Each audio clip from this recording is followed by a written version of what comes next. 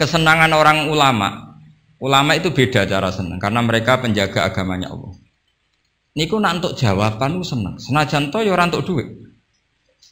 Kula riyen nate janggal mbek kodok kodar. Wong Allah ngersakno elek kok ngukum. Kan cara zahir kan iskal. Iskal lu bingung. Ya kanggo sing mikir, nek sing ra mikir malah enak ra tau iskal. Tapi kalau nate mau tak Umil Barohin perdebatan ulama ahli sunnah sama Mu'tazilah. Cara berpikir Mu'tazilah, keburukan itu dilarang Allah, kok terjadi? Ya sudah, itu berarti di luar kehendak Allah. Karena itu kalau itu dikehendaki Allah berarti aneh. Anehnya Allah menghendaki kemudian menghukum. Seakan-akan Mu'tazilah ini menang satu sesi, menang satu poin. Tapi kata ulama ahli sunnah cara ngendikan gini, idzan waqa'a fi mulkihi ma la yuriduhu. Kalau gitu berarti di kerajaannya Allah banyak sesuatu yang terjadi di luar kendalinya. Jadi kira-kira ini bantah sunnah. Misalnya Hollywood kan kota maksiat misalnya. Gusti putih Hollywood kan maksiat tok. Sepi aku dia gak berdaya. Kowe seneng di pangeran ngono. Artinya resiko mengatakan setan itu yang mengatur maksiat berarti setan itu dijaya karena maksiat selalu lebih banyak ketimbang taat. Makanya Ja'far Shadiq ketika ditanya Qadar ngendikan ngene, "Atarahu ayyu syukurhan." Masa kamu melihat Allah ketika dimaksiati itu secara terpaksa? Jadi secara terpaksa gini, sakjane aku yo kepengin wong kabeh ku apik, tapi aku dhewe ora berkutik. Kan repot kalau Allah begitu. Ya Allah semua yang menghendaki khairihi wa syarrihi minallah. Tapi kita memahami khairihi wa syarrihi minallah dengan pemahaman khas ulama itu. Jadi mengatakan syarrihi minallah karena kedikjayaan Allah, bukan karena kita pecundang nak maksiat diisnadno ning Allah Subhanahu wa taala. Saya ulang lagi ya, kita bangga dengan khairihi wa syarrihi minallah bukan karena menisbatkan keburukan kepada Allah enggak, tapi karena nisbatkan kedikjayaan Allah Subhanahu wa taala. Sehingga khairihi wa syarrihi semua dalam kendali Allah Subhanahu wa taala. Karena innallaha ala kulli syai'in qadir. Akhirnya seneng, jadi ahli sunnah aku seneng. Dibuli kaya apa seneng. Cuma saiki repot ahli sunnah mbek Mas Nadib tambah ahli sunnah aswaja. Jadi saiki apa? An-Nahdiyah ditambah. Enggak tahu atau Islam Nusantara kata Mas Nadib. Tapi sekarang itu penting, tambahan An-Nahdiyah itu penting. Kenapa demikian begini? Di bahasa dunia itu ada hanya dua bahasa, Sunni dan Syiah lah. Sehingga perangnya Yaman ya disebut perang Syiah, Houthi, sama Sunni itu dengan makna siapa? Arab Saudi, yaitu Wahabi. Padahal cara ahli sunnah Wahabi itu beda dengan ahli sunnahnya NU atau saya ulang lagi ya, dari dalam bahasa dunia itu kan hanya ada dua kelompok besar yaitu Syiah dan Sunni. Dalam bahasa dunia itu Wahabi, HTI, Muhammadiyah termasuk apa? Sunni. Bahasa dunia loh, bahasa jurnalistik. Nah Mas Nadim itu gak ingin dikembari mereka, makanya menambahkan azwaja an-nahdiyah. Hali ziyadah hada bid'ah amlah, tidak tahu saya. Tambahan ini bid'ah apa enggak? Bid'ah mukhalatah enggak tahu. Tapi tambahan ini menjadi penting karena begini ya. Saya kemarin diundang di Lirboyo, cocokan sama Gus Kafabi. Dawuh beliau begini. Gus jebule NU sakake. Diserang sana, diserang sini. Kalau saat ini sakake Gus sampai Pak Said, mbek jenengan. Dia matur nuwun Gus disakeni ya. Karena NU ini dikritik Syiah karena ikramus sahabah. NU kan khasnya ikramus sahabah. Syiah mesti tidak cocok. Tapi dikritik Wahabi karena NU nganakno khol, nganakno wasilah, nganakno ziarah kubur. Jadi NU itu digencet Syiah, ya digencet Wahabi. Nah berhubung sunninya NU itu beda karena kita wasilah, kita khaul, maka terus sama NU resmi kayak Mas Nadib. Saya ini NU kultural. Karena saya diangkat itu ya tidak tahu, hanya tahu-tahu dapat SK.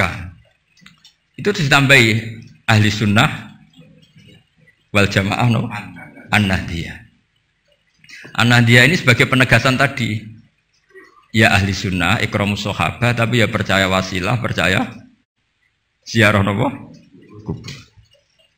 Bon kalau terus ngaji ini, kita terus kalau suwun farahul mukmin kita pertahankan kul bi fadlillah wa bi rahmati fa bidzalika falyam.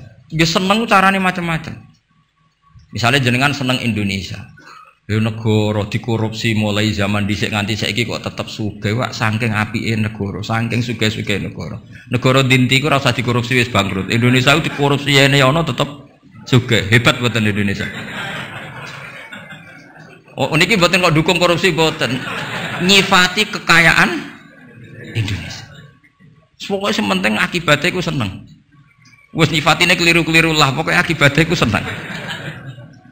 Niku ajarannya Abdul Hasan As-Sadili. Tadi kabeh sampai Abdul Hasan As-Sadili ini munajate mbek pangeran, ada seorang wali berdoa di multazam, ya Allah, berikan saya rezeki tidak maksiat lagi pada Engkau. Padahal multazam itu tempat yang mustajab. Terus jawab pangeran, nak wong ra maksiat terus sifat ghafur ku tak gopo. Maksudnya kan terus ora ono gunane. Ghafur iku ora ono gunane ghafur iku perkarane zat sing akeh nyepurane, jebule wonge bener kabeh. Akhirnya wali iku nggih pun Gusti mboten siyos. Nih terus nggih monggo mawon Mas, pokoke penting niki ngenang Mbah Nafek. Mbah Nafek seneng guyon iki sampean tak wari cara jadi wali lewat jalur napa? Guyon. Lho mong teke riwayat inna min khiyari ummati. Sampeyan ora usah takok hadis itu dhaif ta hasan tabarru. Sampeyan kaya Albani berarti. Sing jelas hadis wonten tentang ihya, kalaupun dhaif itu ya ta'ayyadu bil amal. Ngendikane ahli hadis, hadis dhaif itu umila bihi asal ya ta'ayyadu bil amal. Terkuatkan karena menjadi perilaku ahwalnya ahli sunnah napa? Baca. Inna min khiyari ummati qauman yadhakuna jahran min saati rahmatillah. Di antara umat-umatku yang jadi pilihan iku nak guyu banter-banter min saati rahmatillah. Lu didolani kanca nak ketok guyu kan ya seneng sing didolani. Jajal sampean ketok melas. Iku sing didolani mikir nyangoni, paham nggih? Atus kula ora ngaji ku ya guyon terus. Jajal misalnya kula ngenes, iku kurang salam templek tapi. Wis pokoke repot kabeh, kena wong ketok ngenes iku repot kabeh. Artinya nak sampean seneng niate ngene iku ya jenenge ibadah ngoten. Nggih napa inna min khiyari ummati napa kauman yadhakuna jahran min saati rahmatillah. Tapi mungkin nak dalu-dalu dewean wa yabku nasirron min khaufi azab. Tetap dalu-dalu ge nangis. Piye-piye amale sampean ora cukup, nggo mlebu swarga ora cukup. Sing cukup namung fadhole Allah Subhanahu wa taala. Nah, cara seneng sing permanen itu apa? Ya tentu bil ilmi, dengan ilmu. Kula ini termasuk pengagum kitab Ibnu Hajar Al-Asqalani. Ibnu Hajar Al-Asqalani itu kalau nyifati Nabi itu, Nabi bukan sekedar punya al-jamalul wajhi, wajahnya ganteng enggak, tapi Nabi memimpin kita ke al-jamalul akli, kegantengan cara berpikir, keelokan cara berpikir. Misalnya begini, betapa tersiksanya kita kalau kita disuruh menuhankan Lata dan Uzza. Itu kan batu yang dipahat, bisa patah, tidak bisa apa-apa. Kayak apa tersiksanya kita yang berakal menuhankan batu. Begitu juga betapa tersiksanya kita kalau menuhankan Fir'aun. Wong dia manusia, punya mbah, punya kakek. Makanya kata Nabi Musa, Musa Tuhan kamu siapa? Tuhannya langit dan bumi. Fir'aun masih bisa ngeles, yang nuhani bumi saya. Tapi ketika Nabi Musa ngendikan, Rabbukum wa Rabbu abaikumul awal, yang nuhani nenek moyang kamu. Itu pengawal Fir'aun langsung sadar, ini kok ada Tuhan balita. Karena kalau Fir'aun Tuhan berarti mbah-mbahnya tambah Tuhan. Makanya justru Fir'aun tertohok dengan kalimat Rabbukum wa Rabbu abaikumul awwalin. Fir'aun kan dia bapak, dia mbah. Kalau Fir'aun Tuhan berarti mbahnya tambah Tuhan. K.O. Fir'aun. Lah itu jenenge al-jamalul akli. Orang itu nyaman meniadakan Tuhannya Fir'aun. Sama. Nabi Isa lahir di mana coba? Bumi. Berarti Tuhan sama yang dituhani dulu mana? Dulu bumi.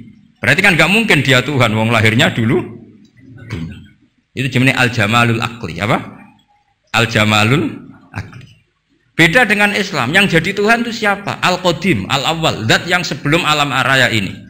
Kan nyaman, kan pantasnya Tuhan itu begitu. Masa Tuhan kalah dulu sama yang di Tuhan?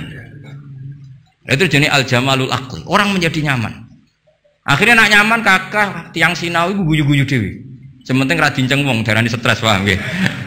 Karena setiap sinau kenapa guyu-guyu dewi? Karena dia menemukan al-jamalul akli atau al-iltizat al-akli. Kenyamanan berpikir. Kan terus kita nyaman. Iya ya, pantasnya pangeran niku Al-Awwal, pantasnya pangeran niku Al-Qadim. Terus disifati lagi Al-Baqi atau Baqo. Pantasnya pangeran enggak terkalahkan, maka dia abadi. Kan ora keren pangeran kok berdurasi kok menteri wae kok presiden. Jadi pantasnya pangeran yo Baqo. Karena zat yang dijaya maka dia harus selamanya lah. Terus yang namanya yang paling hebat harus mukhalafatul lil hawadis, harus tidak ada kembarannya. Kerennya apa punya Tuhan kemudian tersaing. Itu namanya al-jamalul aqli. Itu juga menjadi halawatal iman. Terus kula suwun manjen di acara hormat banafek, semoga pokoke dadi wong Islam sing seneng. Wis seneng cek nganggo cara sing salah lah, sing meletel lah, sing penting seneng. Itu ada wali itu agak kacau, tapi dungane ku kacau, tapi mustajab. Sampeyan tak ijazahi tapi aja lakoni. Mereka nak ngelakoni itu copy paste, itu jenis jiplak. Itu kalau dalam dunia kampus plagiat itu ditolak itu kalau. Ada seorang wali datang ke Rasulullah SAW di Raudhah. Ya Allah, jenengan punya dua pilihan. Jika saya menjadi soleh maka surra habibuk, maka kekasih jenengan senang. Wahazuna aduwuk, musuh anda susah, musuh engkau susah. Kalau seseorang soleh yang cinta itu Rasulullah. Saya ulang lagi ya, ya Allah jenengan punya dua pilihan. Jika saya soleh maka kekasihmu senang, yang susah setan. Tapi jika saya jadi orang zalim, orang fasik, kekasihmu susah, yang senang setan musuhmu. Mun jenengan milih mawon, nyenengno kekasih jenengan, napa nyenengno musuhe jenengan? Ya gak mungkin kan pangeran kok kepen nyenengno setan. Ya soleh wis soleh. Jadi ya ono donga rada teroris. Ya siapapun itu, yang penting gue jadi seneng mbek pangeran. Mulane kalau nak donga iku rapati tenanan, gue yakin mandi. Mboten krana nyepelekno donga mboten, tapi yakin mandi. Dengan status Allah Al-Mujib. Dengan status Rasulullah sing syafi'u khalqi bil mukminina raufur rahim. Banyak ulama juga, ulama dulu banyak kalau donga rapati tenanan ditakoki kenapa rapati tenanan? Aku wis didongakno Kanjeng Nabi. Iki mau formalitas tok. Sing mandi ku dongane Kanjeng Nabi. Kanjeng Nabi wis ndonga wa marham ummati. Siku wae sing mandi. Iki mau formalitas tok. Nah sampean gak gayane khusyuk tapi ora roh betapa sektine dongane Nabi. Kenapa kowe donga tenanan? Wah nek ora repot. Repot wis didongani Kanjeng Nabi kok repot.